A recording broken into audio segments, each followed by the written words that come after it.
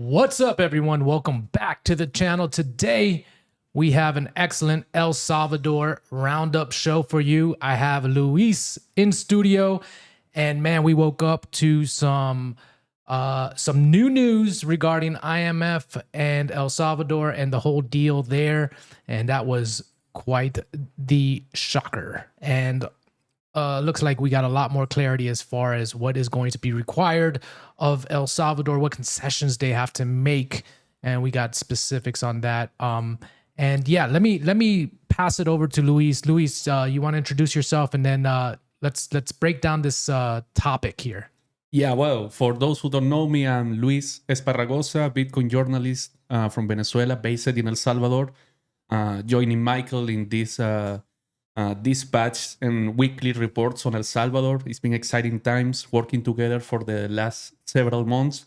And today we woke up with some kind of shocking, kind of previously announced news about the IMF deal with El Salvador. And, you know, Bitcoiners are all feeling like they've been slapped in the face or something. We have different takes. It's going to take time to process the news. But yeah, Mike, we can go into the specifics about the deal and what that is going to bring to the Bitcoin adoption here. Yeah, let's talk about it. All right. So when I went on Twitter this morning, I think one of the first tweets I saw was from Samson Mao, and he basically said, "Hey, we know now what the language in the IMF regarding confined means, right? It means no more buying Bitcoin for El Salvador, no more mining Bitcoin for El Salvador, and there's a bunch of other little details there too. Like I think they have to disclose their public addresses, and the only way that they can acquire Bitcoin now is through seizing it, yeah, for which illegal is activities. Which is ominous, right? Doesn't make me feel good as a Bitcoiner here. Well, if you can make a difference on how El Salvador have stacked Bitcoin compared to other countries, is exactly that. You know, they bought it.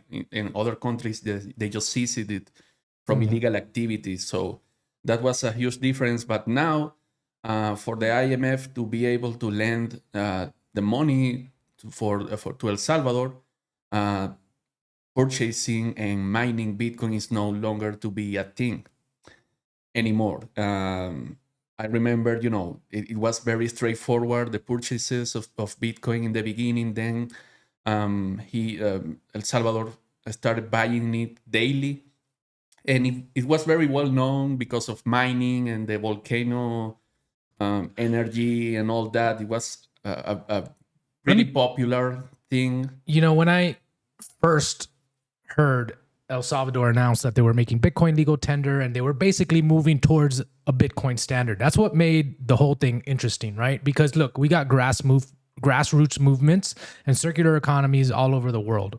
But what made El Salvador interesting is that the actual government looked like they were embracing the Bitcoin ethos and moving towards a Bitcoin standard. That was the hope. It's like, oh, finally, we have a country that is moving outside the clutches of this kind of globalist fiat system and taking a route that is much more sovereign and independent and embracing Bitcoin as a path to get there. And, you know, this IMF news, I think, is a big letdown in regards to people that had that hope originally for El Salvador, because that's the way I saw it. I was like, wow, El Salvador has figured out the value proposition of, you know, embracing the Bitcoin ethos and moving towards a Bitcoin standard. That sound money, if you adopt it and you let people actually save and you give people private property rights to the degree that they can now, you know, hold a monetary instrument that doesn't get devalued over time, right? It empowers not only the individual, but it's going to empower your society. And for a lot of people, you know, I think the vision was that there was going to be a renaissance that happened here, because in the city-states of like Italy and during the Renaissance there, a lot of that was fueled by the gold standard, right? And now it looks like that comes into question. What do you think? Yeah, well, there's a lot of things to say about that, and especially is about the failure of the massive Bitcoin adoption among the population, among locals here in El Salvador. That has failed, and the different efforts on education coming from private institutions and public institutions as well. They might go too slow for the times required. So El Salvador is in a difficult financial situation, and I've seen some takes from Bitcoiners today that they say that you don't go to the IMF if you are not desperate for money. That's like a last resource to ask the IMF for support. So Yeah, but let me ask you something, and maybe you don't know, but it's still a topic of conversation that would be interesting to get some clarity on. But what happened to the volcano bonds, right? Why do you have to go to the IMF? Not only that, but Bukele is making friends with some very influential and rich people, right? And so is it the case that they had to go to the IMF? Man, I just wish there was another way, you know? probably, even though they are friends with very rich people, I don't know how much money, if they have more money than the IMF itself.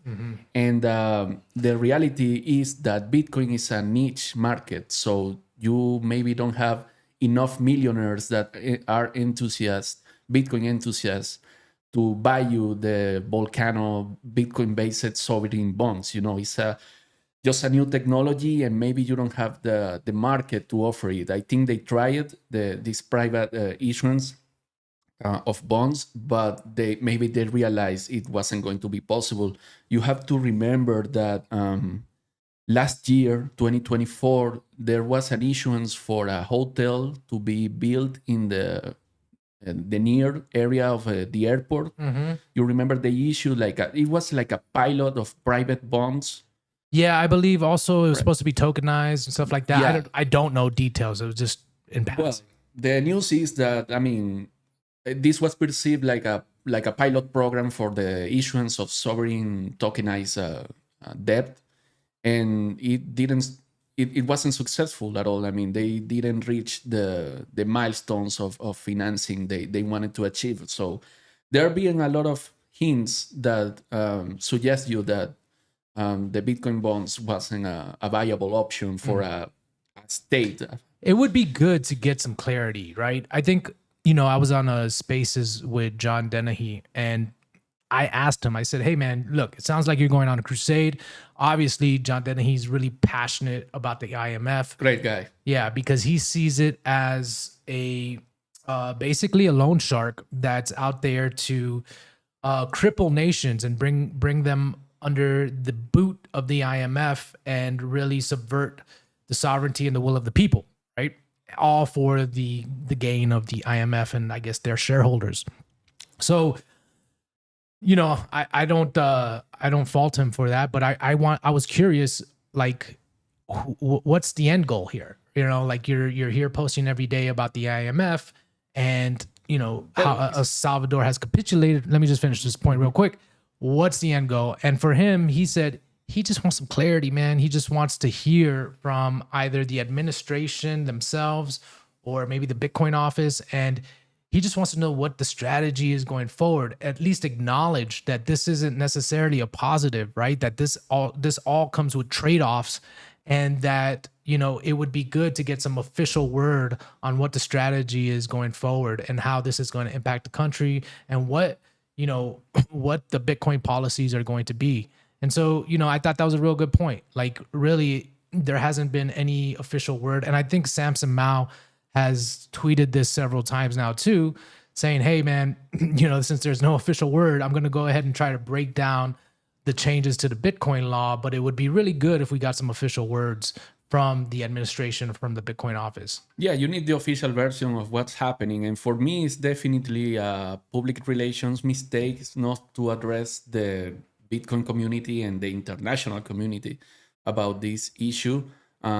Silence is not good. We definitely need to hear the official version. And I heard someone in today's space saying that maybe the president is going to address it sometime in the following months, but not like a detailed address or or an official thing, just a commentary like he used to do when he goes to inaugurate some building or some new airport or something. He's gonna make a mention of it, but not in the way and in like the timely manner that we need to be addressed. Yeah, you know, it's been a slow drip of bad information. And the thing is, it's been a cascading effect, right? Because it's like, okay, we find out that El Salvador is in fact making a deal with the IMF, right? When originally, like if you look at some of Bukele's tweets, it was basically giving the IMF the middle finger. And now, okay, we find out, yes, a deal is being made. And now we find out little by little details of the deal. And each time the details get revealed, it's bigger and bigger concessions. And so it literally feels like, every time that a new release is out or a new update comes out, it just, you got to prepare yourself for like a 10-ton, weight falling on your chest. Yeah, a lot of people talking, and it creates more chaos and more speculation around surrounding this issue, and it's kind of dangerous. I mean, all this lack of information can take people to take decisions about their lives. You know, you have to consider a lot of people like myself, like you, move here planning for the long term. Some of them, they have even had kids and brought their families in, so now they feel like, oh, where is this gonna go? Can I trust the long-term vision of the government and align it with my personal long-term vision and planning? You know, that's a big question that's arise among Bitcoiners here in El Salvador now. Yeah, I mean, in terms of having the grassroots community kind of in disarray, I think that's where a lot of the communication would help. It just at least gives some people some certainty, because when you don't do that, what happens is everyone wants to speculate and everybody wants to finger point and everyone wants to also catastrophize. And all of that can be avoided with just a few words. And so, yeah, I'm looking forward to it. I think so. In general, I think that El Salvador, I am bullish on El Salvador long term. And I think that the president, we did a weekly roundup last week where we went over his speech, and it's very clear that the president is a smart guy and a very strategic guy. So, I have confidence that he has a strategy for all of this, right? And that he is also not abandoning Bitcoin, right? But it would be good if he mentioned what's going on with the IMF, for sure. Yeah, I got some theory about that. Maybe the government feels that I don't know. Maybe running a Bitcoin strategy involves certain degree of bureaucracy and additional efforts on handling, not just handling financially the stack of Bitcoin, but also on public relations, tourism, and all that.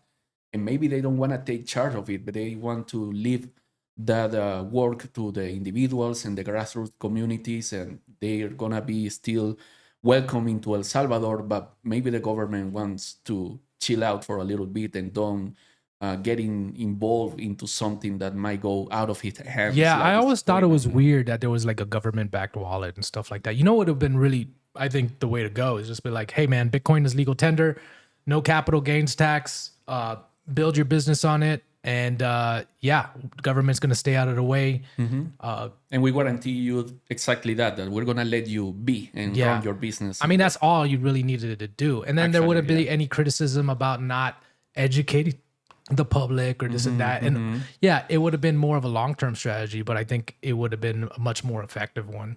Yeah, Chivo Wallet, for example, it only hurt the government image, because it didn't work right. So everyone accused the government of not doing, not setting up that wallet in a right way. So that turned out to be a negative, a bad outcome for them. So you're definitely right that if they don't get involved, they avoid criticism regarding public education or the public wallet and public strategy overall. So that will be the smart thing to do, to just be friend of Bitcoiners, being an open country for business, and let people be. And Yeah, maybe upon reflection, maybe that's what they realize. I don't know. That's the thing. Without any official word, we're just here speculating. Two dudes, right?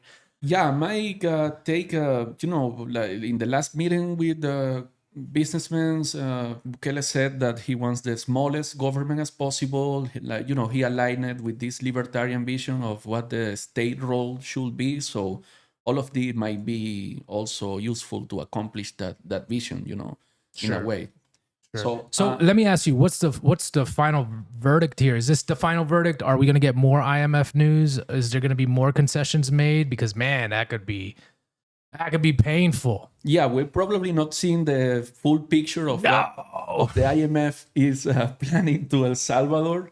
The thing is that the IMF just guaranteed, excuse me, $1 billion lend on this first phase of reforms on the fiscal and financial and Bitcoin policies, and there are, I think, 2 billions left to be disbursed by the IMF to El Salvador, as times go by and they analyze the progress in El Salvador.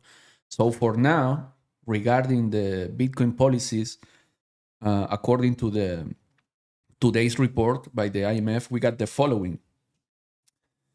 El Salvador has to stop Bitcoin purchases and mining. Mm-hmm. They're going to wind down Chivo wallet. Then going to enhance the digital assets existing regulations into international common practices. They're going to make Bitcoin acceptance voluntary for the private sector, which they already did with the Bitcoin law reform. They're going to publish Chivo wallet financial statements. They're going to remove Bitcoin payments from the public sector and taxes. The Chivo wallet dollars are going to be safeguarded by the Central Bank of El Salvador, El Banco de Reserva, the Federal Reserve of El Salvador. And they might going to create a new entity to manage the existing Bitcoin funds. It might be called, they use a generic name. It might have another name, but it's the Bitcoin Management Agency. So that's what I've seen so far from the IMF report that's going to be applied to El Salvador Bitcoin policy. Okay. All right. Well, cool. I think we've thoroughly covered that issue. It's going to be interesting to see any updates that come out from here.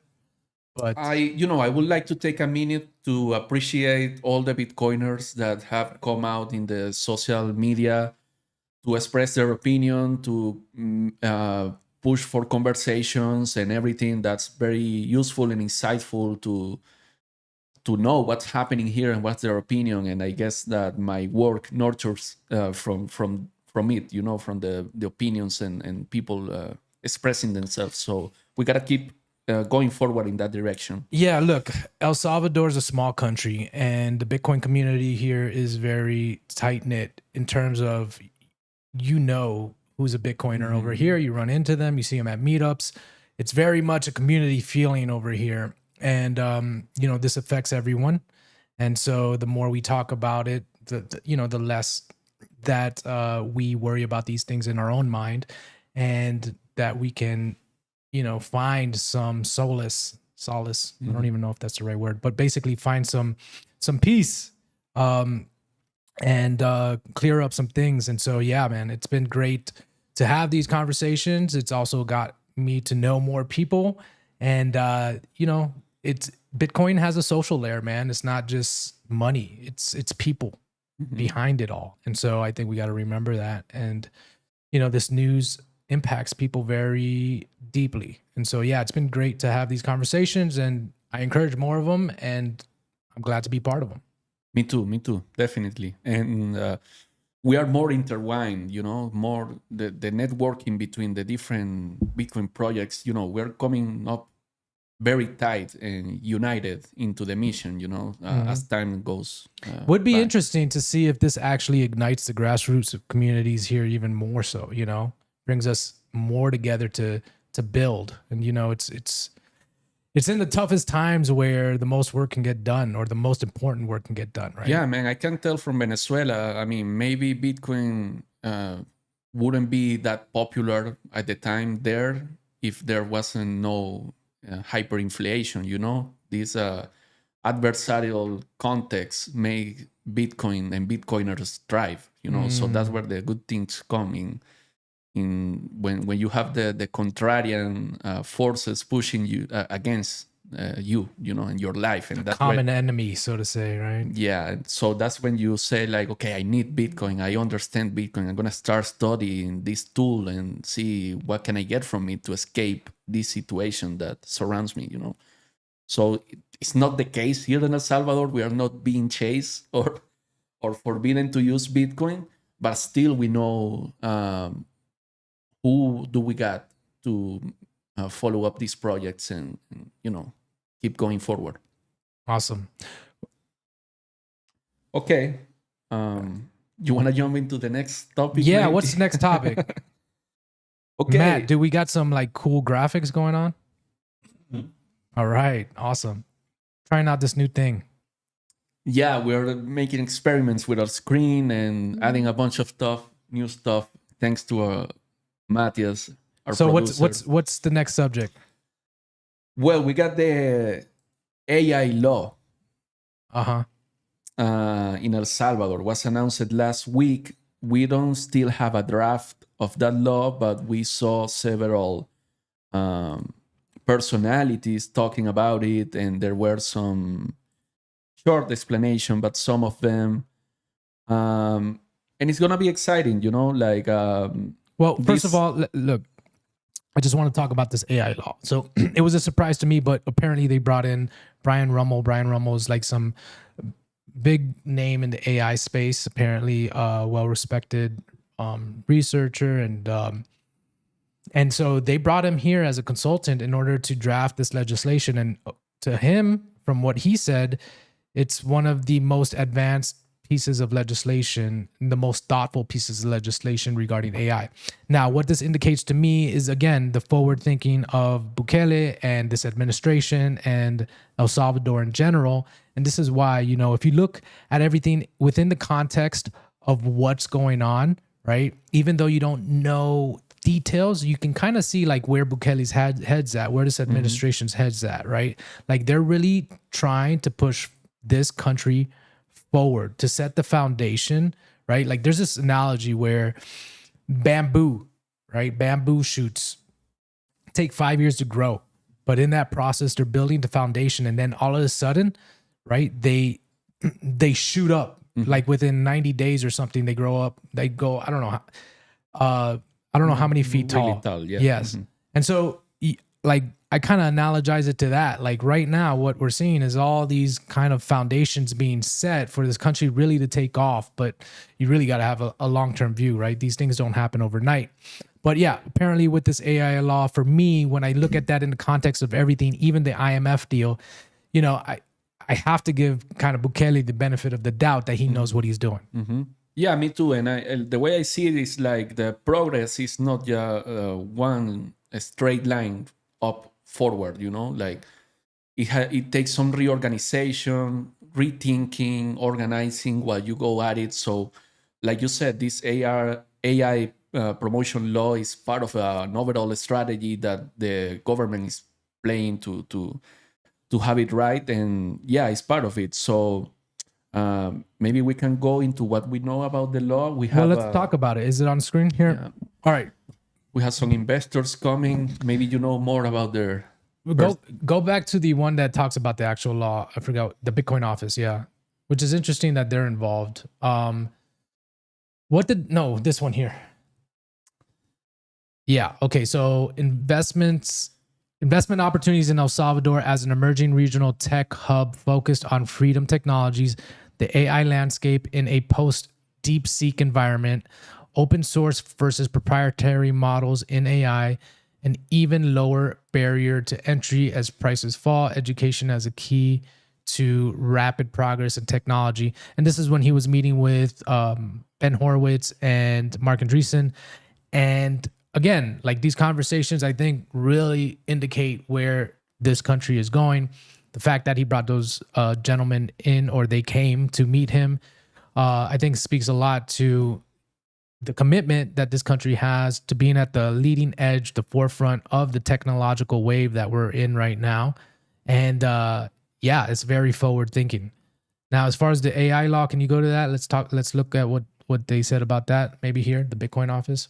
Did they talk about that? I got some notes here. There was also a press release, I think. Let me read this. In alignment with President Bukele's policy of economic liberty, the government of El Salvador has passed AI legislation designed to provide both regulatory clarity and certainty for the industry, including for the development and innovation of open source models. And then it goes into all the details there, but I don't want to get into that on this show. But yeah, again, and it's interesting too because it goes back to Bukele's hands-off approach to government, right? He let others to do the work for him in a way. Well, no, I don't want to say more like so that, like, hey, embracing open source, embracing decentralized models, and so forth. And like, again, when I look at all of that, it's again hard for me to not give Bukele the benefit of the doubt in terms of other things that he's doing, you know, that don't really align with that. Yeah, you know, he always says that whenever he takes a decision, he has to confront being criticized. But times give him the reason, you know. That happened with safety measures, with security in the country. That happened with Bitcoin in the beginning, not now. But it could happen in the same way with many other things. Like he was talking about the airports and all the public buildings he has built. People laugh at him like, no, that's just a render. That's just a project. It's not gonna be real. So he has showed that he's executing and time gives him the reason. So like you say, we're gonna give him the benefit of the doubt, see if this AI law and other things come up and to being real. Mm-hmm. Cool. So you have any more thoughts on this AI law? No, just maybe wanted to explain to our audience what is the key aspects of the law. I have some notes right now, so we can learn from it. We have different objectives like improve the management of energy, water, hydrocarbons, and seismic prediction. They're gonna use AI for the natural resources. So basically optimizing the country with AI. Yeah, and different stuff, you know, traffic, public service, transportation. I'm gonna give economic incentives to attract these type of businesses. Coordination with different agencies of the government, like the state cybersecurity agency, and the enforcement of the data protection law. That's very important with AI. If you're gonna input sensitive data into it, and more, they're gonna create an agency, the National Artificial Intelligence Agency, ANIA. It's an autonomous body that will regulate AI development and implementation in the country.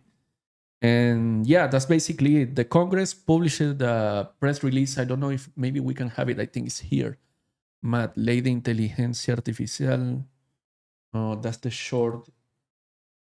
But no, that's it. Yeah, and they were trying to explain. We don't have the draft of the law. It will be interesting to see it in the following weeks, but they're definitely working on it. So that's I wonder if it's a law or whether it's more of a policy directive. You know, they call it. I guess there are parts in there that are like actual laws and regulations and rules that people will have to follow, especially when it comes to like uploading sensitive data into some of these.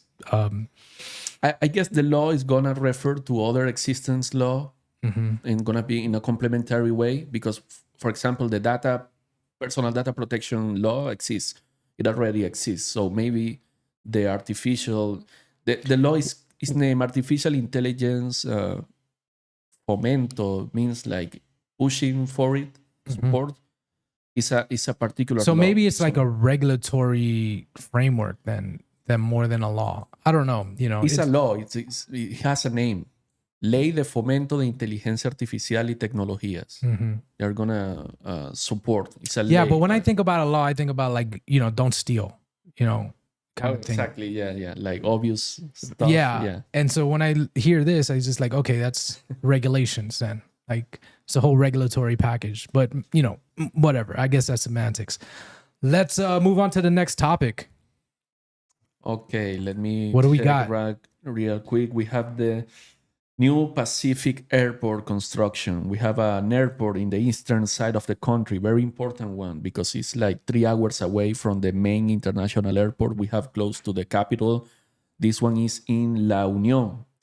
And the first stone, the symbolic start of the construction, um, was made in an event last week.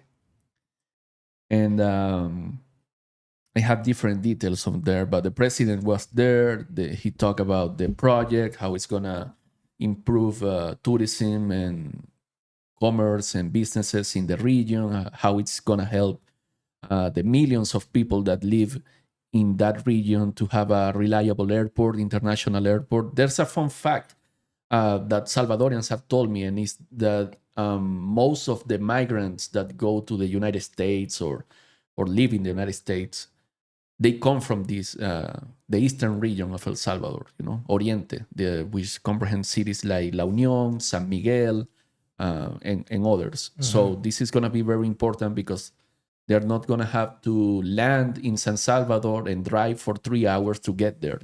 They're going to have their own international airport. Yeah, and it's in line with the idea that they want to build up the other part of the country. Yeah, right? it's severely underdeveloped. Yeah, and what was that? Was that because of the Civil War? Yeah. Basically, from the Civil War, it started over there. The first guerrillas settled in that region.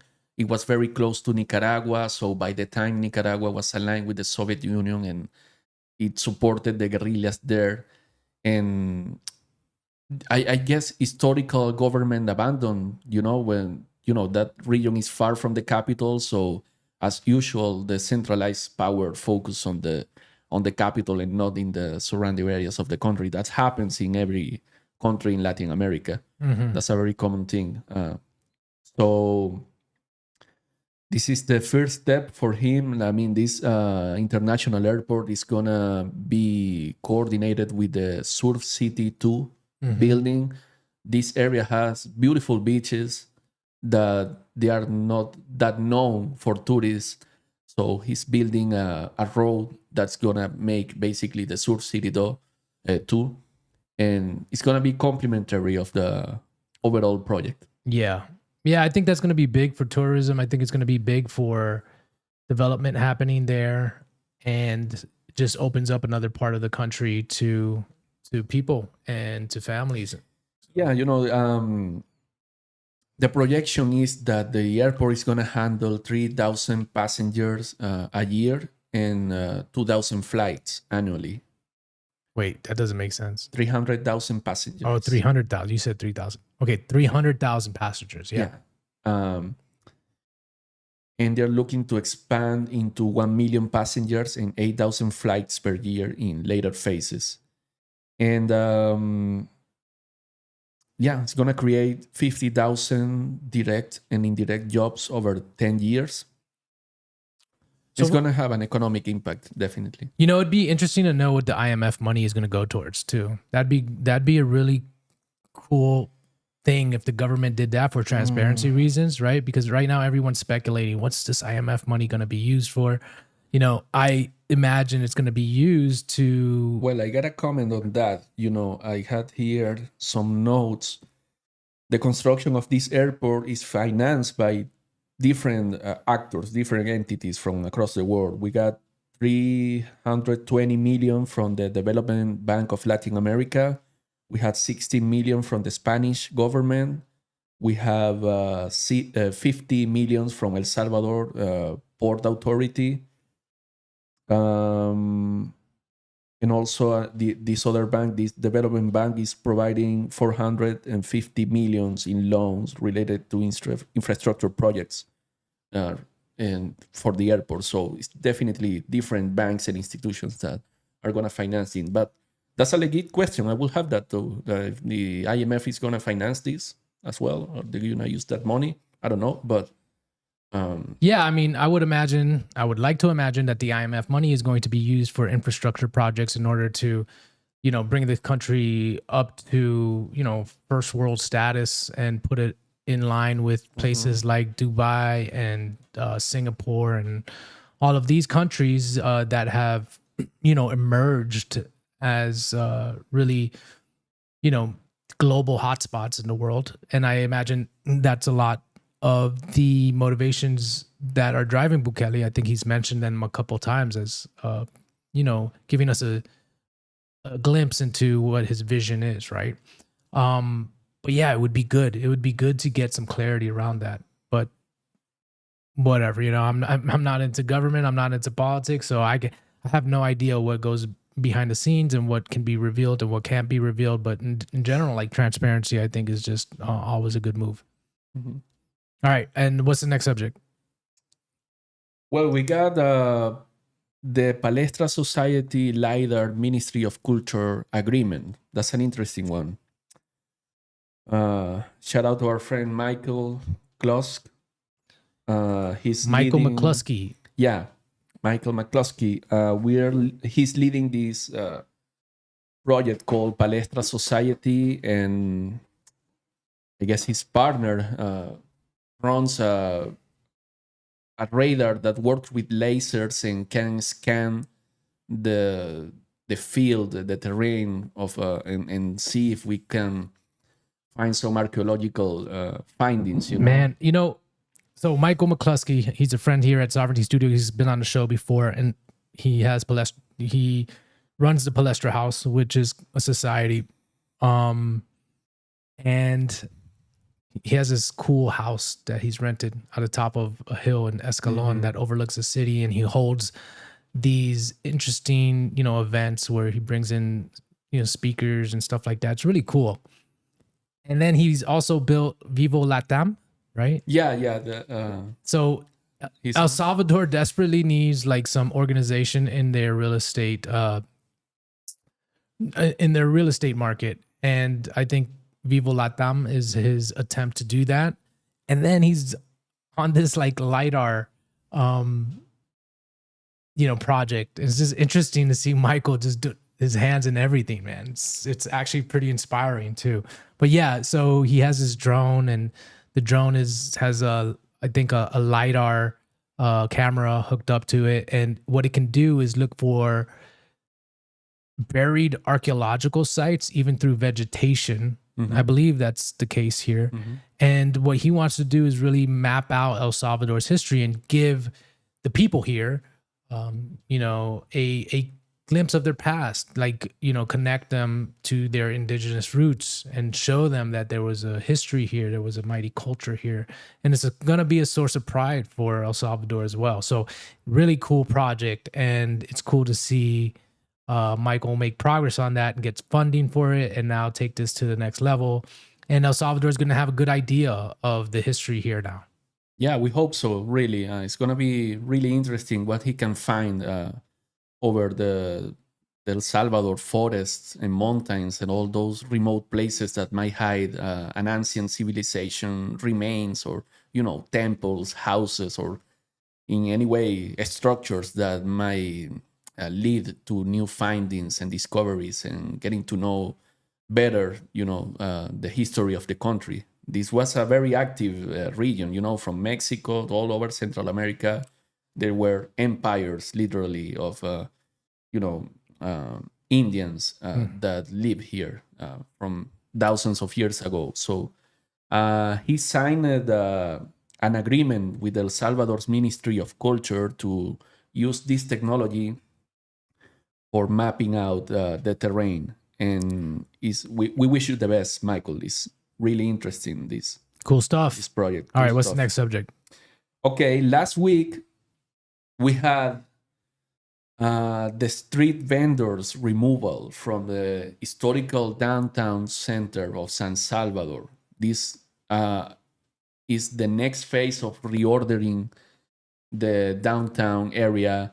We remember that this used to be a very chaotic street market, and the government slowly started removing them, rescuing the buildings that were damaged by this activity, all the garbage and pollution. And this part of the modernization process that the not only downtown San Salvador is going through, but the whole country. So over the weekend, we have all the merchants removing their stores and their tents and all their belongings voluntarily. As I understand, they're going to be relocated in markets that are already available for them. They were built by the government as well, and they're going to be able to follow up their economic activities, but in an orderly way, you know? Yeah. Well, my opinion with this is like El Salvador still has a long way to go in order to become, like, I think, a prosperous nation, right? They have gotten rid of the gangs, and that's a good thing. But there are a lot of, traditions, a lot of infrastructure, like this market. I think that all has come from a survival mentality. And honestly, this market was chaos, dude. I went down there, and it's cool to see one time, but like for everyday life, man, I think it was just such a nuisance. And you know, if the idea is to restore the historical city center, this market, man, there was so much noise, there was so much pollution, there was so much trash. It was crowded, and it was just really hard to navigate. And they had cars driving through it and everything. And like, you just imagine just like tons of people all around you while you're driving through this market that's on like basically one lane. It was crazy. And so, dude, these are the signs that this country is moving forward. Like, they should have a bazaar, basically a place where, it's specifically set for vendors, where it's a lot more organized and clean. And this is like the indication that you're moving towards like 1st world status, is when you see things like this start to become much more organized and, dare I say, regulated, and have its proper place. That's what I mean by regulated. Have its proper place, and the country and the city, more so downtown, being set up in a way that's a lot more friendly for traffic and pedestrians and all of that stuff. So to me, this is a huge plus, and good stuff. That's all I got to say. Yeah, it does. This is going to make downtown more walkable. And one thing is that these tenants, basically, they stood on front of the legitimate business. As you can see, they put their stores into the boardwalk, but behind it you have like stores that they had to close because maybe it was too unsecure, or maybe they didn't sell that much, or they were hidden by all this chaos and things going there. So this was a very unsafe spot. When I got here in 2021, a friend of mine took me to downtown historical center, and we just stood at the National Palace, and all the surroundings were this market. And he said, like, that's a no-go. You don't go there, because this was a hub also for gang activity, and it was really dangerous. Can you imagine getting lost in there? I mean, it's hard to orientate yourself. You don't know where you are, and they can take you anywhere from there. Yeah, like, it was a really weird feeling having people just like walk all around your car as you kind of made a turn into this. And I didn't know, you don't know if you're a tourist and you're driving down there and all of a sudden you make a turn and there's just like street vendors all all on the side of you, and people walking all around your car, and you don't know who's who. Yeah, it was very unsettling feeling. So yeah, I think it's a good bonus. Of course, transitions are hard. I hope like everyone isn't displaced. I hope that they have a place to sell their stuff and they can make their livelihoods again. Yeah. But like there needs to be some type of order established, because that was chaos. You see, this is a gang's graffiti. It says Los Centrales Locos, says like the crazy centrals, crazy from downtown. Yeah. So it looks like relics from the past. Yeah, there are still remains of the bad times that these people went through. All right.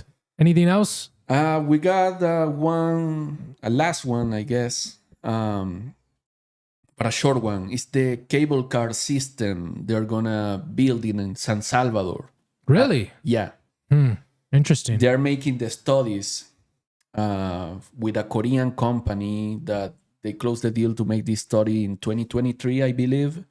And there started the discussions on where to build the towers, which is the most appropriate way of transporting people. You had to understand that El Salvador has a huge traffic problem at rush hours. It get crazy. The streets are very tight, and there are not enough space for all the cars that exist here. So this initiative is planning to build 3 lines So of I cable wonder cars. how much that actually helps. Now, I've been in cable car lines in Colombia and stuff like that, and it was they bring you up to the mountain, right? But Well, they also considering a monorail system in some areas, because certainly these cable cars, they don't take that much people in each one of them, so they don't know how. the traffic situation here is crazy, dude. Yeah. And the roads are narrow and it's chaotic. It's some of the most chaotic roads that I've driven on. Yeah, and I don't know what the solution is there, The only thing that I could think is like they would take everything that they learned from San Salvador and just make like Bitcoin City much more efficient. But like it looks like it was just an organic process of San Salvador evolving, and people built, they built with the little rules and regulations, and the streets were built in a way where they don't make a lot of sense right now. And maybe this is an attempt to kind of alleviate some of the stress that's in the streets. Yeah, the cable cars is the first solution they thought about it, but they are considering other type of transportation solutions. So this might not be the definite solution to the traffic in San Salvador. And they are going to keep doing the research and the studies to see what's best. Yeah, it's going to be interesting what if there is even a solution, right? Because they're going to build up. You already see them putting like apartment buildings and stuff like that. Like they're building up. And so all that new dwellings are going to have to empty into the streets, but I don't think those streets can handle any more traffic. Well, have you seen these cities that they build on vertical, especially on Asia and Korea, and I think Hong Kong too, that they have like cities but by levels? You can go walking into a whole plaza and buildings, and you are above the ground. Yeah, I saw that. So it's a funny feeling. They might build cable cars that takes you from one building to another, and you just stay at the 5th story, 5th floor. Man, that's gonna be crazy. The ground is like 10 floors. Yeah, I saw that in China, man. Like you can live your whole life and never like really touch the ground. That's crazy. Hey, touch the ground. That's good for your health. Yeah. All right, cool. I think that's it. Yeah, that's it. Finally, I don't know. Maybe you can see it on our notes if we. No. I want to wrap it up anyways. I think that's a good point to wrap it up. It was a great conversation. Yeah. Thank you, Luis. Thank you, Matt. And thank you to our viewers. We'll be back maybe next week. We'll see. Yeah, I might be out of town, but if not, we'll be back in 2 weeks doing another roundup over here in El Salvador. Exciting times.